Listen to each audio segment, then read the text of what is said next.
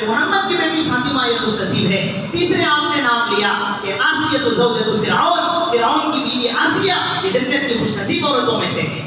آپ نے جی بہت برسوں کے بعد آپ نے ان کے بارے میں سنایا جب حضرت خدیجہ کا انتقال ہوا. کتابوں میں ہے کہ تمہاری سوگن کو میرا سلام بولو. حضرت خدیجہ کہنے لگی کہ میرے سے پہلے آپ کی بیوی کون؟ کہا آسیہ، اللہ پاک ان کو میرے نکاح میں دینے والے ہیں. جی اللہ حضرت آسیہ نے فرعون کے جو حالات کو سہے ہیں اللہ نے وہ نعمت دی، امام الانبیاء کی بیوی بننا اللہ کے لیے مقدر فرمایا. تو حضرت آسیہ بھی ساتھ ہیں. اور پھر حضرت عائشہ کی باری آئی تو ترمذی شریف کی حدیث میں آتا ہے کہ اللہ کے نبی نے وہی یہ بھی تذکرہ کیا کہ عائشہ کا دل نہ ٹوٹے. فرمایا عائشہ مجھے ایسی محبوب ہے جیسے مجھے سرید محبوب ہے. سرید آپ کی زندگی کا سب سے عمدہ کھانا جو ہمارے نبی نے کھایا ہے کہ گوشت کے شوربے میں تھوڑی سی روٹی کے ٹکڑے ڈال دیے جائیں اور بھگونے کے بعد جو کھایا جاتا ہے اس کو عرب میں سرید کہا جاتا تھا.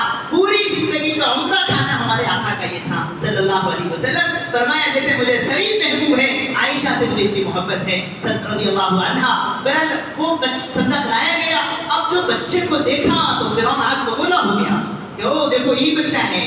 تو اللہ پاک قرآن میں کہتے ہیں کہ القیت علیک محبتا منی، ہماری طرف سے اس بچے کے صورت میں ایسی محبت ڈال دی گئی کہ آپ دیکھتے ہی سب کا محبوب، آنکھوں کا تارا. اور آسیہ ہاتھ میں دیتی لا تقتلوا، اسے قتل مت کرو، دیکھو کتنا چاند جیسا چہرہ ہے. آگے آسیہ نے کہا عسیٰ ان ینفعنا او نتخذہ ولدا، دیکھو ایسا کریں گے اس بچے کو ہم اپنا بیٹا بنا لیں گے، اپنے ساتھ رکھیں گے، ہو سکتا ہے یہ بچہ ہمارے لیے نفع والا بنے، آگے چل کر ہمارے لیے کارآمد ثابت ہو. حضرت مفتی شفیع صاحب رحمۃ اللہ علیہ لکھتے ہیں کچھ بندوں کو اللہ نے بصیرت دی تھی، آگے کی بہت اونچی باتیں انہوں نے پہلی کہہ دی. ان میں سے حضرت آسیہ کا نام آتا ہے. موسیٰ علیہ السلام کو بچپن میں پیشانی دے کے وہ بندی پہچان لی تھی کہ یہ بچہ بہت کام کا بننے والا ہے.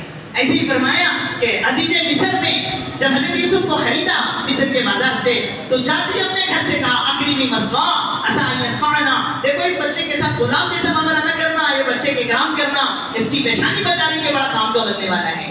ایسے ہی فرمایا کہ حضرت صدیق اکبر رضی اللہ عنہ نے عمر کو اس وقت پہچانا جب ساری امت عمر کو نہیں پہچانتی تھی.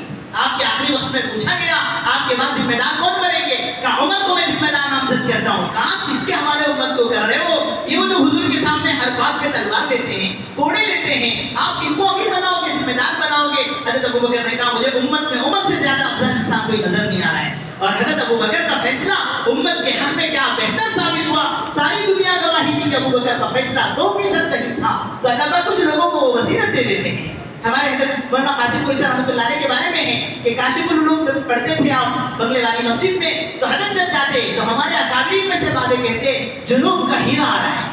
پڑھتے وقت میں حضرت کو لوگوں نے اس وقت کے بزرگوں نے پہچانا تھا کہ جنوب کا ہیرا آ رہا ہے، استقبال کیا جاتا تھا. واقعی اللہ نے زندگی کو ان کے ہیرا بنایا. ان کے احسان ہم سب کے قدموں پر ہے. اللہ ان کے خبر کو نور سے منور فرمائے. تو بی بی آسیہ نے بچے کو دیکھتے ہی پہچانا کہ لا تقتلوا قرۃ عین لی ولک، یہ بچہ تیری میری آنکھوں کی ٹھنڈک بنے. تفسیر کی کتابوں میں ہے کہ بدنصیب فرعون نے کہا کہ قرۃ عین لکی لا حاجۃ لی، کہ آنکھوں کی ٹھنڈک تیرے لیے بنے، مجھے اس کی ضرورت نہیں ہے.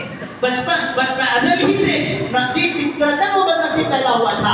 علماء کہتے ہیں کہ اگر وہ کہتا میری بھی آنکھوں کی ٹھنڈک بنے ہو سکتا اللہ اسے ہدایت دے دیتا، لیکن اس نے کہا کہ آنکھوں کی ٹھنڈک تیرے لیے بنے، مجھے ضرورت نہیں ہے. تو حضرت آسیہ نے اس بچے کو سنبھالا اور کہا دلیل دی کہ دیکھو جو بچہ احسان تلے پلے وہ بچہ کیسے دشمن بن سکتا ہے. آنکھوں کے سامنے ہمارے احسانات وہ بچپن سے دیکھے گا، بڑا ہو کے تو ہمیں ماں باپ سمجھے گا. آپ کیا سوچتے ہیں؟ تو پھر انہوں نے اجازت دے دی.